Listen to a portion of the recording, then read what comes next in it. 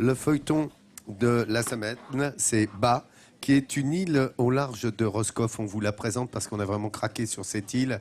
Pardon. Alors, on vient de parler justement de l'estacade qui permet d'embarquer jusqu'à l'île de Bas. L'île de Bas. Et tu sais pourquoi l'estacade? Parce qu'avant, lorsqu'on venait ici, il fallait effectivement attendre les pleines mers et haute mer pour pouvoir embarquer. Là-bas, c'est en eau courante et là, pleine ça permet permanente. d'y aller là, voilà. tous les temps. C'est ce qu'on vient de dire, non? Absolument, c'est ce qu'on vient de dire. Et ce qui est étonnant, c'est que finalement, il nous faut quoi, 10 petites minutes, 15 petites minutes pour rejoindre l'île de Bas. Et on se sent complètement dépaysé, un petit peu comme au bout du monde. Et c'est ça qu'on explore depuis le début de la semaine. Alors nous, visiteurs de passage, on y débarque le temps de notre visite, on est émerveillés, on repart. Mais il y a 500 personnes qui vivent sur cette île et il y a 27 élèves qui suivent une scolarité comme tous les autres élèves. Enfin, pas complètement. Parce que d'habitude, quand les élèves sont sur une île, ils prennent le bateau pour rejoindre l'école sur le continent. Là-bas, à Bas, c'est le contraire. Ce sont les maîtresses qui prennent le bateau pour rejoindre leurs élèves sur l'île. Et puis, il y a une autre différence, c'est que comme c'est un endroit paradisiaque, bien, les cours de gym, ils y sont donnés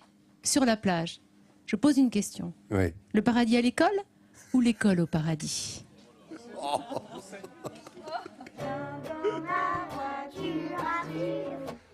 Sur l'île de Bas, scolarité rime aussi avec insularité.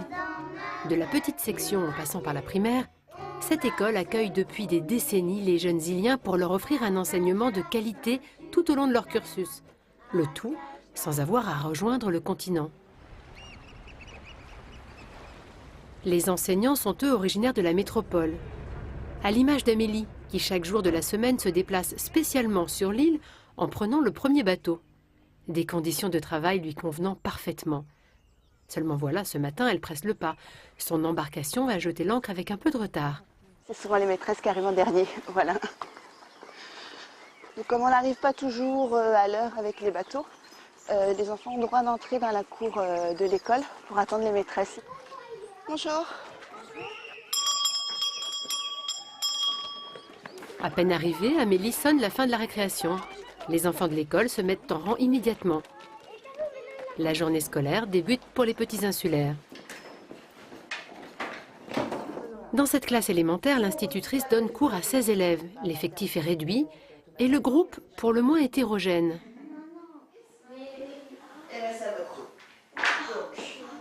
Plutôt des CM2 puisque c'est de la lecture à voix haute. Âgés de 7 à 11 ans, les enfants réunis dans cette pièce sont de tout niveau, CE1, CM1 et CM2.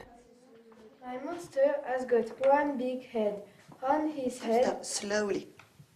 One big head. Okay. Look at your monster. L'institutrice a demandé à son élève de parler moins vite pour que les plus petits comprennent cet exercice en anglais. Mais les programmes scolaires sont parfois incompatibles. L'enseignement prend alors la forme de cours particuliers.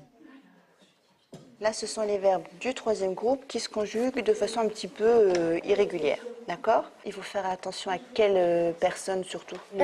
Vous. Voilà, vous faites. Donc moi, je jongle entre les différents niveaux. Et comme je ne peux pas être partout, eh bien, ils ont des plans de travail individuels. Il y a des choses qu'ils doivent faire tout seuls. Et puis, tous les quarts d'heure, je tourne entre les groupes. Comme Amélie ne peut pas se démultiplier, pendant qu'elle s'occupe d'un groupe, les autres jeunes îliens doivent travailler en autonomie à l'aide d'outils pédagogiques récents, comme par exemple ces tablettes tactiles. Et si un élève rencontre des difficultés, plutôt que d'attendre le retour de la maîtresse, il peut compter sur ses camarades pour l'épauler. Tiens, je vais oublier le truc. Expliquer aux autres, c'est aussi apprendre à mieux comprendre. Chacun, un jour ou l'autre, a besoin de l'aide de l'autre, donc ça fonctionne plutôt bien. Cette solidarité s'explique en partie par les liens souvent étroits unissant les enfants de l'île de Bas. Pour nombre d'entre eux, déjeuner à la cantine ressemble quelque peu à un repas de famille. Alors Jules, mon cousin, Ludivine, ma cousine, Nolan. Une situation à la fois insolite et agréable. C'est bien, oui. Parce qu'on se retrouve tous en mangeant et on se raconte les moments qu'on a passés le matin. C'est des amis aussi, en même temps les cousins. On s'entend tous bien. Après avoir fait le plein d'énergie, les enfants vont maintenant devoir se dépenser. Mais pourquoi s'enfermer dans un gymnase quand on peut faire de l'exercice au grand air marin? À l'école élémentaire de l'île de Bas, les cours de sport n'ont pas lieu sur le bitume, mais sur du sable fin. Direction la plage la plus proche pour entamer une séance de sport collectif. Alors là, je prépare le terrain officiel de la balle aux prisonniers et on travaille sur les jeux collectifs. Donc là, on va commencer.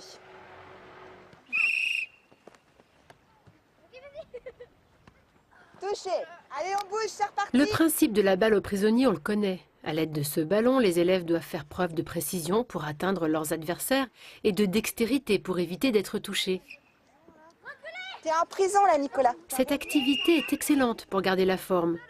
Mais au-delà, c'est un moment privilégié que vivent les Iliens, celui de profiter le plus possible du cadre naturel unique qui les a vus naître. Ça vous plaît ou pas? Oui. Voilà, la réponse est donnée. Et ça plaît aussi à la maîtresse. Ça pourrait ressembler à des vacances en famille. Et puis voilà, c'est sympa, les enfants croisent des fois leurs parents rentrer en bateau. Enfin, c'est assez convivial. À bas, sur l'île aux enfants, la fin d'après-midi marque le temps des rires et des chants. De quoi parfaire cette journée d'école avant de rentrer à la maison. Quant aux parents venant chercher au coin de la rue les tout petits, Alors, comment ça va? Ça s'est bien passé l'école? ils sont ravis du travail effectué par les enseignants. Une école dans une commune, c'est la vie. C'est la vie. Je suis très satisfaite. Il y a beaucoup aussi de personnes du continent qui s'installent sur l'île de Bas avec des enfants en bas âge, aussi pour la qualité d'enseignement et la qualité de vie qu'ont les enfants sur l'île. Grâce à l'école de Bas et à ses instituteurs, les jeunes Bretons grandissent dans les meilleures conditions sur leur paradis insulaire.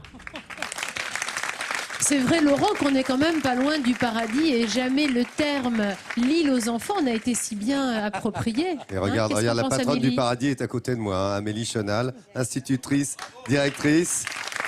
Félicitations. Hein. Elle a En fait plus, la c'est jour des traversée avec enfants nous. aujourd'hui. Exactement. Elle est venue avec les enfants.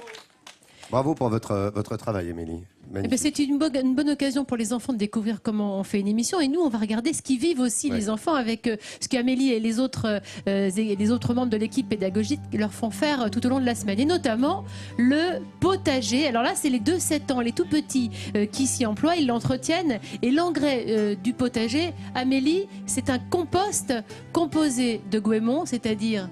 Maîtresse, des algues. Et puis du compost de la déchetterie. Il y a la déchetterie fabrique du compost à bas. Oui, en fait, le potager, c'est un projet de classe. Hein, Oui. c'est dans le cadre de la découverte du monde, mais tout le monde y participe.